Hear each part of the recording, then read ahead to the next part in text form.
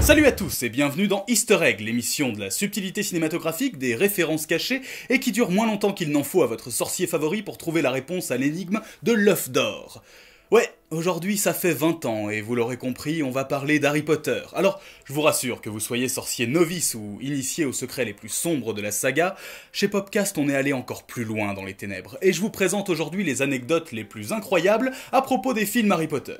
Tout commence en 2001 avec Harry Potter à l'école des sorciers. Vous savez, on se demande souvent si dans cette saga à succès, l'écrivaine avait tout prévu depuis le début. Eh bien c'est le cas et on peut le deviner à la première phrase de Rogue à l'attention de Harry. Potter, qu'est-ce que j'obtiens si j'ajoute de la poudre d'asphodèle dans une infusion d'absinthe ? Dans le langage des fleurs, l'asphodèle renvoie au regret du passé et l'absinthe à une peine de cœur. Vous voyez où je veux en venir ? En plus, l'asphodèle fait partie de la famille des liliacées. Dès le début de l'histoire, Rogue dit à Harry « J'aimais ta mère et je regrette sa mort ». Ambiance ! Mais rassurez-vous, il y a aussi des easter eggs plus sympas, comme dans Le Prisonnier d'Azkaban en 2004. Pour commencer, dans tous les films, les portraits présents partout à Poudlard sont l'occasion de faire quelques caméos. Mais aviez-vous remarqué la présence de Voldemort un film avant son retour ?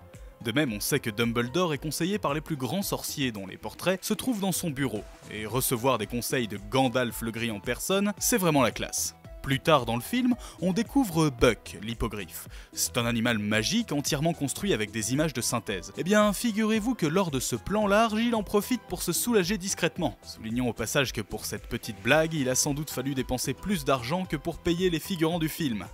Puisque tout n'est qu'image de synthèse ici. Vous voyez, l'équipe de ce film était décidément composée de petits rigolos, et ça se voit même dans le générique de fin en forme de carte du maraudeur. On ne voit que les pas des gens qui vivent dans le château attendez, ils font quoi là dans le coin ? On continue avec l'Ordre du Phénix sorti en 2007. Dans ce film, on découvre les patronus de Ron et Hermione, et c'est à ce moment-là qu'on trouve le plus bel indice concernant leur futur couple. Celui de Ron est un Jack Russell, chien fidèle mais un peu bougon, fidèle à son caractère, et celui d'Hermione, une loutre. Dans la culture britannique, le Jack Russell est un chien très curieux, notamment connu pour courir après les loutres. Et pour finir, la loutre appartient à la famille des belettes, Weasel en anglais. Élémentaire mon cher Weasley. Petit bond dans le temps jusqu'en 2011 pour les Reliques de la Mort partie 2. On se souvient tous, au début du premier film, de cette choco-grenouille que déballe Harry et qui s'enfuit. Sans doute qu'elle a fait sa vie de choco-grenouille depuis... Cependant, 26 ans plus tard, à la toute fin du film mettant en scène les enfants de nos héros, la même friandise réapparaît de nulle part sur la vitre du train. Alors est-ce la même ? On pourrait penser que non, mais après tout, la magie c'est la vie. Petit easter egg littéraire pour changer, celui-là n'est présent que dans les livres mais il est trop superbe pour que je vous en parle pas. Dans le premier tome, voilà, durant l'hiver, il y a une simple bataille de boules de neige, une description qui en parle, et notamment Fred Weasley qui lance une boule de neige à l'arrière de la tête du professeur Quirrell. Voilà, donc si vous avez suivi l'histoire, vous vous rendez compte que Fred Weasley est sans doute le seul sorcier au monde à avoir lancé une boule de neige en plein dans la tête de Voldemort.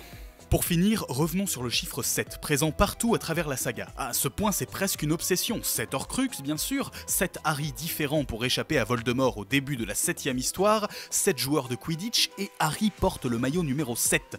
Le chiffre est aussi présent de manière plus anecdotique, comme les 7 cadenas de Maugréfoleuil, et surtout, Weasley est un nom à 7 lettres. Ils ont 7 enfants. La dernière est une fille, ce qui n'était pas arrivé depuis 7 générations. Et bien sûr, 7 livres et 7 films. Ah non, merde. Voilà, j'espère que cet épisode spécial 20 ans d'Harry Potter vous aura plu, n'hésitez pas à liker la vidéo, vous abonner à la chaîne. Quant à nous, on se retrouve plus tard pour d'autres secrets et anecdotes. Salut!